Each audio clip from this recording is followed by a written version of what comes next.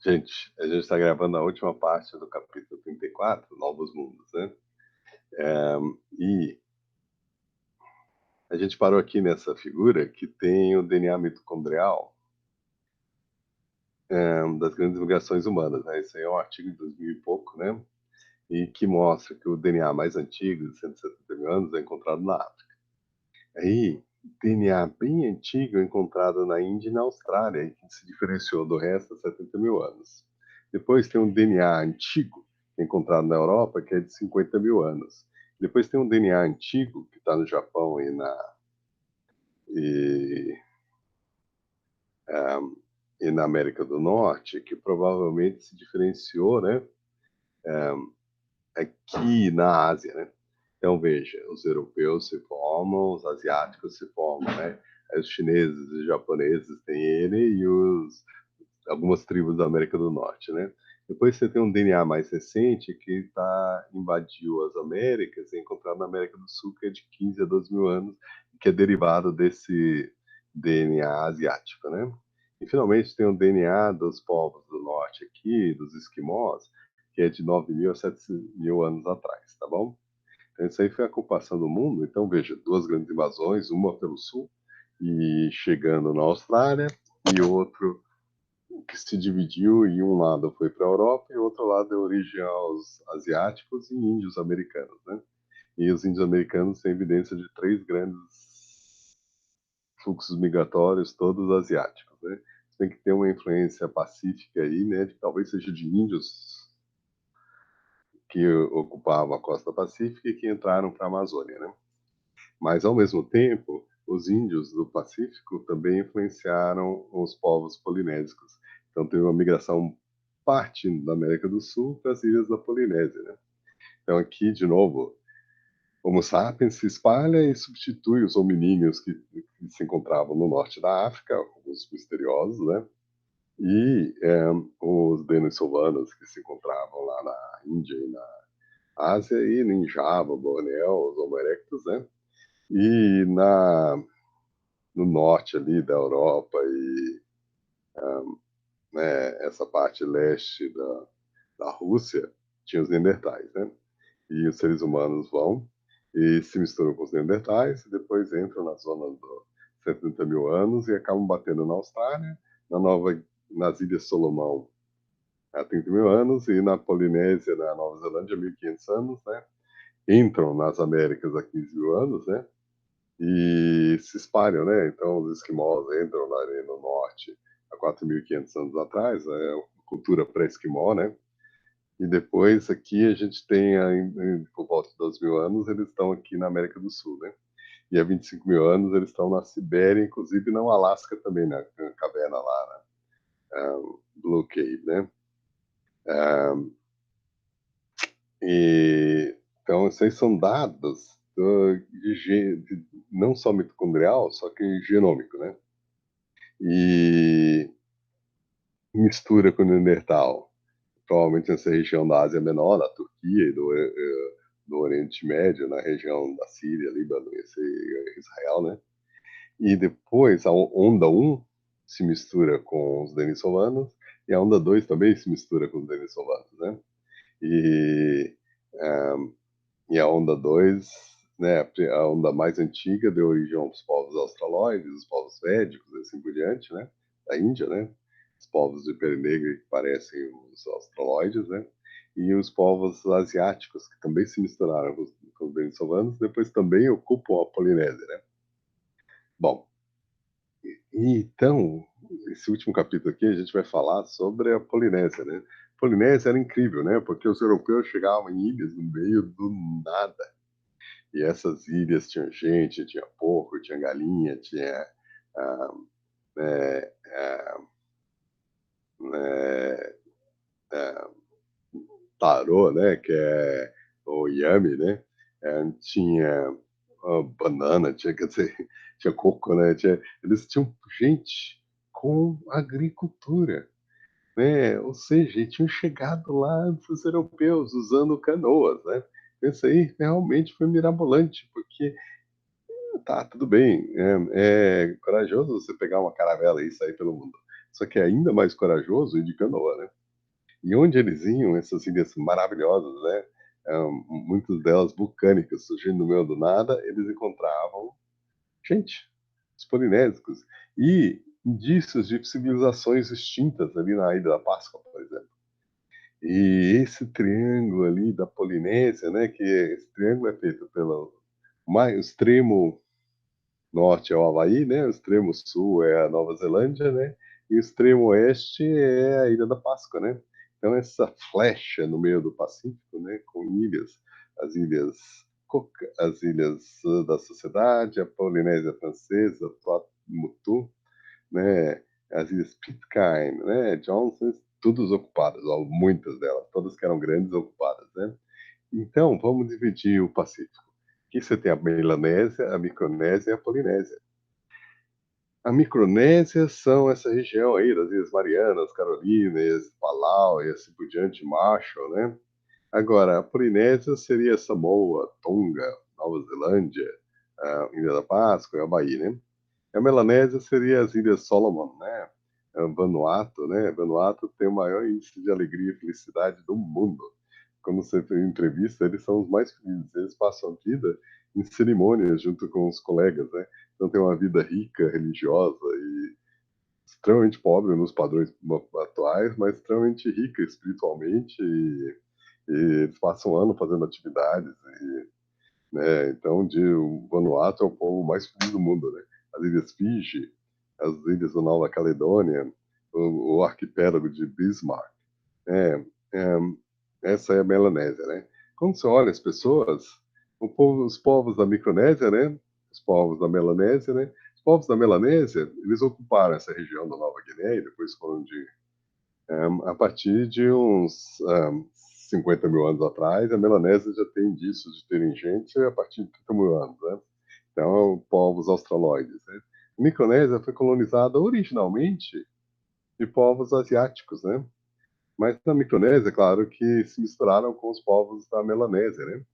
E deram origem aos povos da Polinésia, né? Então, ó, Melanésia, Micronésia e os povos da Polinésia, aqui do extremo norte, Havaiana. E aqui do extremo sul, um Maori da Nova Zelândia, né? Então, essas aí são as três grandes zonas culturais, né? Aqui são alguns jovens eh, da das Ilhas Solomon. Nas Ilhas Solomon e também um pouquinho na Austrália, né, mas nessas Ilhas Solomon, eles têm cabelos loiros. 10% da população tem cabelos loiros. Aí esse grupo aqui de Stanford, de 2012, eles foram estudar o gene, eles usaram genômica. Eles descobriram que eles têm um gene recessivo que está presente na frequência de 0,26, né, e ah, e dá esse cabelo loiro, né. Eu acho isso aí muito curioso, né, porque o gene, ele é diferente, ó, eh, ele afeta um gene no cromossomo 19, né, que é responsável por 50% da variância de cor. E eles encontravam entre 4 a 5% da população, eh, né, às vezes 10% da população tem cabelo loiro, né. E é um gene diferente do gene que causa cabelo loiro nos europeus, né. É o gene TYRP1, que é a proteína relacionada à tirosina 1, uma enzima, hã, que influencia a pigmentação em seres humanos e camundongos, né. Eh, essa variante responsável pelo cabelo loiro na Ilha Solomon é ausente nos genomas dos europeus. Então, nos povos das Ilhas Solomon, evoluiu o cabelo loiro e talvez, né, num clima extremamente quente, eles passando o dia pescando, reflete o calor, né. Talvez seja adaptativo. E é muito interessante, porque a suposição anterior é de que tinha ocorrido mistura com os europeus, né? Mas não, é autóctone. Evoluiu lá nas ilhas, né? Tem outros povos lá nas ilhas no Pacífico que na região da Malásia, que não tem uns povos que são pescadores, e eles têm adaptações para segurar o oxigênio muito mais tempo, né? Então, né, existe uma variação genética enorme. Mas se a gente só estudar, um, se a gente só estudar os europeus e né, alguns poucos povos, a gente não vai saber, né? Então a gente tem que documentar toda a diversidade genética dos seres humanos, né? Então aqui, esse aqui é uma outra figura, né? Com os povos da Micronésia, os povos da Melanésia, os povos da Malásia. Aqui não mostra os povos da Austrália, mas eles parecem os povos da Melanésia, né? E aqui os povos da Polinésia, né? Inclusive da Ilha da Páscoa, né? E como que foi essa ocupação? Ó, aparentemente a cultura que deu origem aos chineses, ela foi substituindo a cultura dos povos que deram origem aos polinésicos e os malaios, né? Então, eles foram expulsos, talvez eles tinham uma tecnologia mais avançada. E aí, mas eles sobrevivem em Taiwan. Então, 3.000 anos, uns 5.000 anos atrás, eles estão em Taiwan. Menos 3.000 é antes de Cristo, né? E Taiwan é a ilha de Formosa, perto da China. E aí, eles aparecem nas Filipinas, a cultura parecida, a cerâmica parecida, a partir de 4.000 anos atrás, ou seja, menos 2.000, né? E aí, eles se espalham pela Indonésia e chegam em Madagascar há mais ou menos 1.700 anos atrás, e causam uma extinção em massa de animais. Um, a língua de Madagascar é uma língua polinésica, ou pelo menos indonésica, né? Agora, esses povos, eles chegam na Melanésia e a Melanésia já estava ocupada há milhares de anos, né? Só que eles têm essa cultura lapita, que fica no litoral, né? Se mistura com os povos melanésicos, então eles misturam características asiáticas com as características australoides, né? Ocupa a Micronésia, né? E estão em Fiji há 3.500 anos atrás, tá? E aí parece que eles dão uma pausa, porque eles têm que desenvolver, porque aqui as ilhas estão mais próximas, aqui você precisa de uma tecnologia sofisticada para chegar em ilhas mais longe. Aí por volta de 1.100 anos, né, por volta de 900 anos atrás, eles aparecem na Nova Zelândia, há mais ou menos 1.700 anos atrás eles estão nas Ilhas da Sociedade, eles chegam na Ilha da Páscoa, logo depois, eles chegam na Havaí no ano de 500, e eles aparecem nos Estados Unidos e no Canadá, polinésicos chegam em 1900. Sozinhos eles chegam lá. Aqui é a cerâmica lapita de 3.000 anos atrás, que é encontrada. Então, a cerâmica lapita são esses povos que chegaram das Filipinas, ocuparam as ilhas da Indonésia, né? Dão origem aos povos da Indonésia e saem para Madagascar simultaneamente quando eles colonizam o litoral, né? Eles amarravam cordas e queimavam, e deixavam esse padrão aqui na cerâmica deles, né? E, e aparentemente eles pegam coisas que os melanésicos plantavam, né? E levam, eles chegam com galinha, né? Eles aprendem a usar banana e tarô e outras coisas. Eles se espalham pela Micronésia, né? Chegam na Nova Zelândia, né? Tem um gap que provavelmente é tecnológico. Eles desenvolvem a canoa que tem né? A catamarã, né? Que tem mais estabilidade. Aí eles conseguem. Então veja, aqui a invasão da Austrália, da Nova Guiné, isso aqui há 50.000 anos atrás. Os povos ficam aqui, desenvolvem a agricultura deles com banana e assim por diante. Aí depois você tem essa migração que vem de Taiwan, Filipinas, Indonésia, se espalha na Indonésia e substitui esses povos aqui, né? Tem os povos da floresta e tem os povos do litoral. Os povos do litoral são da cultura asiática, né? E aí se misturam, depois invadem a Micronésia e entram na Polinésia, né? E aí chegam 1.300 Anno Domini na Nova Zelândia, no ano de 400 estão no Havaí, né? E no ano de 300 estão chegando no Tahiti e chegam na Ilha da Páscoa, né? E esse é o desenvolvimento né, a partir dessas canoas que tinham estabilizador, desenvolvimento de catamarãs permitiu eles fazerem esse último tiro aqui. precisavam de canoas de longa distância, né? Então, aqui 1500 antes de Cristo, 500 de Cristo, né? Então, precisou de uns 2000 anos para eles conseguirem essa tecnologia de saiu dessas canoas com estabilizador, né? E foi para canoas com catamarãs, né? E aí essas canoas migratórias, né? Agora, quando você olha, aqui são as bactérias do estômago, né? E é interessante, porque as bactérias do estômago, elas estão em frequência baixa fora da Melanésia, essa variedade roxa aqui, né? Essa variedade aqui, o que também estão na Melanésia. E essa variedade aqui, elas estão em frequência alta nas populações daqui, da Ásia, e na Polinésia. E essa variante aqui está em frequência baixa aqui e está em frequência alta aqui, né? Sugerindo, então, que realmente você tem dois povos, né? Os povos originais que estavam na Melanésia e os povos que vieram migrados da Ásia, levando essa variante laranja aqui e essa aqui, né? Então é interessante que as bactérias, o DNA das bactérias conta uma história parecida com a arqueologia, né? Sugerindo então de que é a mesma coisa. E aqui é o DNA dos primeiros povos da Nova Zelândia, né? Isso aí do PNAS, né, de 2012, né? E sugere de que os povos da Melanésia vieram, né? Um, um, né, vieram de povos aqui da Micronésia, né?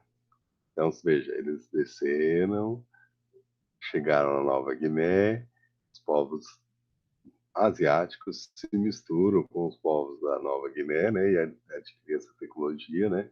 E aí, de um desses povos da região aqui da Micronésia, vem os povos da Polinésia, tá bom?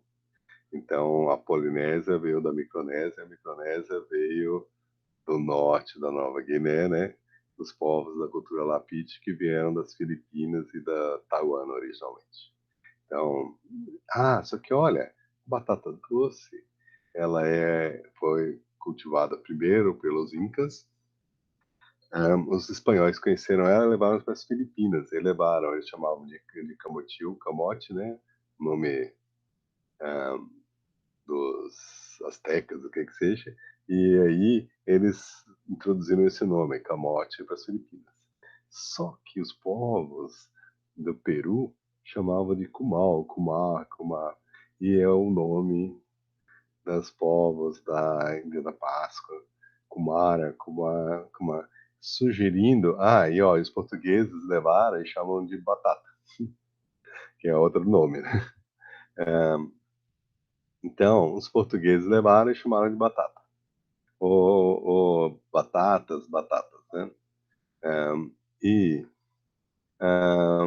os espanhóis levaram e chamavam de camote por causa que os astecas tinham esse nome, né? E os polinésicos aprenderam o nome dos nativos originais. E essa aí é uma hipótese, né? Que a batata doce e a cabaça, né? Que é uma planta sul-americana, chegaram na Polinésia vindo das Américas e com DNA, né? E ao mesmo tempo, a galinha, talvez com DNA, chegaram na América do Sul também, né? Então, a evidência arqueológica moderna sugere que houve troca de, é, de, de, de coisas, né, entre a Polinésia e a América do Sul, com a batata doce da América do Sul, e as cabaças indo para as Ilhas do Pacífico e galinhas polinésicas chegando na América do Sul. Isso muito antes dos europeus aparecerem nas Américas, tá bom? Agora, essa teoria, no começo, eles tinham uma resistência muito grande. Aí o Thor Hardell, um pesquisador, ele foi fazer antropologia, né? Ele, com os povos das ilhas do Tahiti, assim por diante, eles falavam que os ancestrais dos chefes vieram de uma gigantesca ilha que ficava na direção do nascer do sol. E as semelhanças com a linguagem levaram ele a propor de que houve contato entre as civilizações da América do Sul e a Polinésia, inclusive, o jeito de fazer monumentos veio da América do Sul. Aí todo mundo resistiu. Falaram que era impossível. Aí o que ele foi? Ele pegou árvores de balsa da América do Sul, fez uma jangada, igual o pessoal faz na América do Sul, e navegou até a ilha, demonstrando que não era impossível. Inclusive, tem um filme sobre isso, no Netflix, né? Não sei se ainda tem, mas dá uma olhada no catálogo. Né? Pois e a expedição de Kon-Tiki. Posteriormente, o Thor Hardel fez um barco de papiro e trouxe do Egito e atravessou todo o Mediterrâneo, atravessou todo o Atlântico e chegou nas ilhas, né, do Caribe, né, mostrando que os egípcios podiam ter influenciado a cultura da América do Sul, né. Depois ele fez um barco também de papiro, levou esse barco até a Ásia, né, mostrando que as culturas do Egito também pudessem influenciar a Índia e as culturas lá de Angkor Wat, né, aquelas das florestas lá da... Então ele era um aventureiro, né, esse sujeito, né.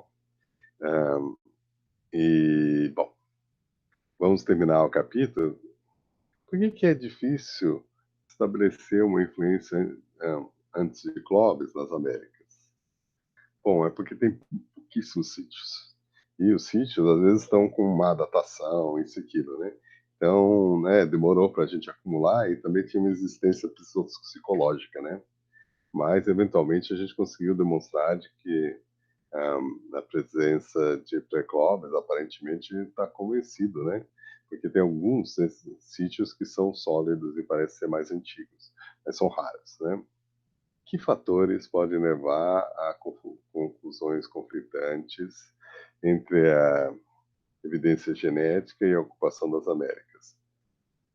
Bom, a evidência genética sugere, na sua maior parte, de que houve 3 grandes ondas que vieram da Ásia. A mais antiga dela colonizou a China e o resto, e colonizou a Sibéria e deu origem aos índios americanos, e depois tem duas invasões mais recentes. Então, a gente vai precisar de muita genômica para conseguir aumentar o detalhe, tá? Que fatores populacionais pode levar a uma população extremamente variável entre os australianos? Bom, os australianos, eles podem ter tido várias invasões, né? E com povos que se misturaram com os denisovanos, né?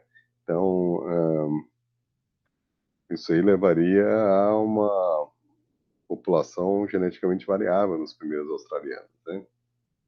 Ahn, Qual que é a chance que a data de entrada na Austrália excede a 100 mil anos? É improvável, porque aparentemente quem entrou na Austrália é Homo sapiens sapiens. Né? O Homo sapiens sapiens surge nesse lugar do mundo entre 40 a 60 mil anos. Né? Então, né, é improvável 100 mil anos. Né? E é isso. O próximo capítulo que a gente vai ver é a origem da agricultura. Então, até mais aí para vocês. Esse aí foi a parte 3.